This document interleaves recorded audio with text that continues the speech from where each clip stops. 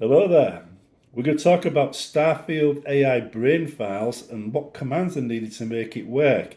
And the shocker here is everything I've been talking about in the last 4 videos, I could do.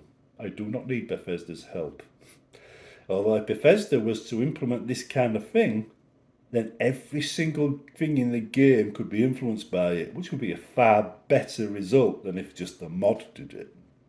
So that's the surprise. If I was to make a faction, a clan, a police force, anything I like, right, all I had to do, right, was implement these AI brain files. Then I could add what I'm about to tell you to everybody else I place. Now, suppose I was to add victims and gangs to streets. So the gangs would find a victim, attack them, right? Only when the player's about. And the player either intervenes by killing the victim, in which case, the victim's friends are informed, and that means he's helped the gang, so the gang's friends are informed, or reverse, they kill the gang, so the gang's friends are informed that way. So now we've got like a report death and report life situation. Two commands I've just made up, which I could literally make into a function in a script, right, and do what I've been talking about in the last 4 videos. So, if we had a victim report death, right? Suppose the victim is an informer, okay, and we kill the victim, then the gang would see that report death as a good thing. So the leader would go report death to the leader of the gang and the victim's friend. On the report death thing, it's on the gang, they go, is this an enemy? Yeah, it's an enemy. In this case, report death is a good thing, right? Not a bad thing. So instead of giving him a negative impression of the player, we give him a positive impression of the player. On the other hand, right, the friends would see him as a friend, and therefore that would be a negative impression of the player. Or report life. Now, if we have a situation, we set up a situation where an NPC is designed to die in a situation, and he doesn't die. He survives, and he only survives because something intervened. And the only thing that could have intervened is the player. So every time he survives, report life. Means that player saved the life of this character. Again, if it's a gang attacking it is all wiped out, nobody knows it happened. Nobody knows what happened unless there's witnesses. So if there's a witness to it, and say, oh yeah, this player intervened and killed all the gang members, then the gang member's boss would find out. If there was no witnesses, then he wouldn't find out. It'd remain anonymous until someone leaks out the information. So the gang leader would find out eventually his friends were killed by the player, so they'd get a report death, right, for every member of the gang that was killed, right? And you could weight the gangs, the value of the gangs based on their rank in the faction. You could use a faction system to work that out. If they were faction rank 1, then maybe they aren't that important, and losing them wasn't that much of a loss to the gang leader. If they were faction rank 6, then maybe they were close friends of the gang leader and they were very important to him, right? So he really cared. So now you've got information here, right? He killed all these people, the man, right? So this is now a modifier. So now we get to the situation we talked about earlier in the previous videos, where you've got a 60% chance of him doing what you expect and 20% chance not, and 20% chance doing something a bit more. So less, more, and not expected. So you've just killed all his friends. But instead of doing a random chance, we now go, what do we know about the player? Well, he killed half of my friends. I'm not doing anything for him. He's not getting that 20% favourable option. No. He's not even going to get a 60% chance of me doing the right thing. He's going to get a 60% chance I'm going to kill him. And a 40% chance I might do a normal thing for him in the expected zone. Suddenly, the decision making is affected by what's been reported to the AI's brain file, right? Using these report death and report life commands. Suddenly, the AIs can draw information from events around the world. And all I had to do was attach a script to a player or an NPC that says when this player dies or NPC dies, send this message. And in side quest said if this NPC survives, send this message.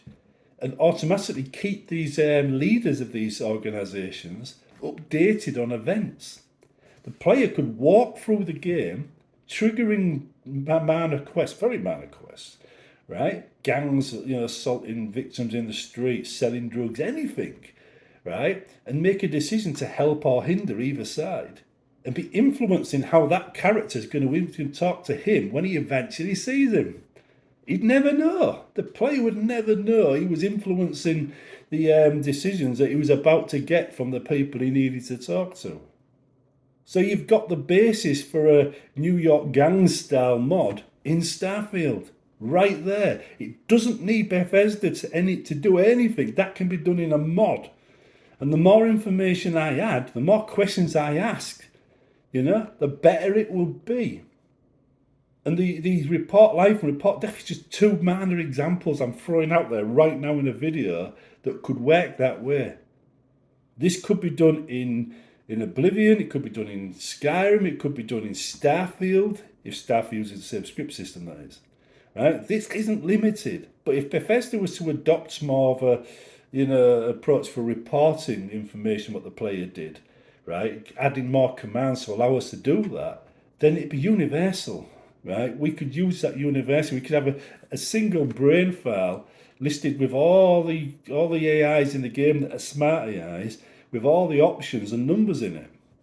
And everything breaks down to numbers. So friend or foe, is the player friend or foe? Report death. If it's a friend that is killed, that's a -1. So the foe floats up to the top. And if it's an enemy, then basically it's a +1. So the foe drops down. And then the AI could just check this massive brain file and goes, what's the situation with the player? Oh yeah, he's an enemy of mine, isn't he? And he's killed some of my friends. He's not really well liked on planet X, Y, and Z. He's really well liked on the police planet, and we hate the police planet, You get all this information drawn in. It's all about gathering information and the tools to do it. You do that by adding scripts to the characters. Because I used to do the scripts to the characters, to count the deaths in many of my mods. As soon as it dies, reports one. It wasn't the most reliable system, I must add, because sometimes, in the past, it's fixed now, as far as I know, but in the past it would just miss out, one of the deaths, and therefore it wouldn't add up. So if your scripts had to be exactly 10 deaths to trigger the next quest, it'd break the quest. But you could do something like that, and it makes a difference. But anyhow, the AI brain file here gathers the information and stores it for use later. And then we use that information using functions. So is the actual brain, the actual thing is the function that calculates the result and influences the decision the character then makes.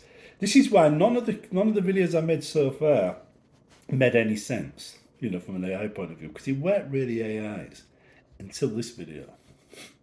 In this video, right, we start seeing how information gathered influences the decisions, and the AI itself chooses its path based on what it knows. So basically, right, whatever the number is in its brain file is the decision it makes. And how we use it is script on the actual NPC itself. Like you could stack the NPC in favour of being angry all the time and make it more in favour of negative responses, right? So you can put a modifier on there. Like he's got in favour of player is a 6, right? Because the NPC is angry all the time, -7. He's an enemy. Even though he's helped him, he's still an enemy. This NPC cannot be pleased. Or you might think he's more optimistic, +2. So now instead of a 6, he's got an 8. So we can give a disposition to the NPC. We can make it more likely and therefore more individual, and we can set the NPC up to be happy all the time, in a good mood, or in a bad mood, and we can have the mood on the player on the thing influenced by it. For instance, if we know that it's going to go to -2, right? Because 6 and -8 is 2 on an angry NPC. Then any -2 dialogue options will be done with an angry face. That's part of the game already. We don't need to add that. We could use that to reflect the actual NPC's actual attitude. And the same is true of the reverse. If we know it's going to be an 8, and we will know, right? Then we reveal all the 8 level dialogues. Then we put a happy face. We use the existing system to reflect what the AI is thinking.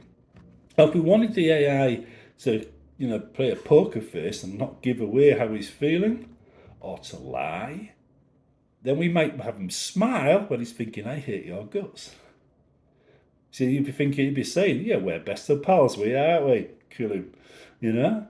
We could mislead the player. We could fool the player. We could send the player on false swings. We could make that player realise that NPC is a lot more complicated than he first appeared to be.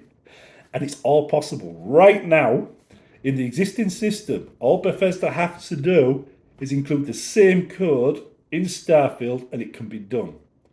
If they were to build in commands into Starfield to make it more universal and build a system, then everybody could use it, not just me, everybody, right? But this is what I mean. I've been developing factions now for so long, right? I've been trying to find ways of making them more interesting. You just heard in the last 4 videos one of the ideas I've been working on to make Starfield, factions a lot more real. This is a thing. And if I do make a faction for Starfield, that's the direction I'll be aiming to take it in. See you at the next one.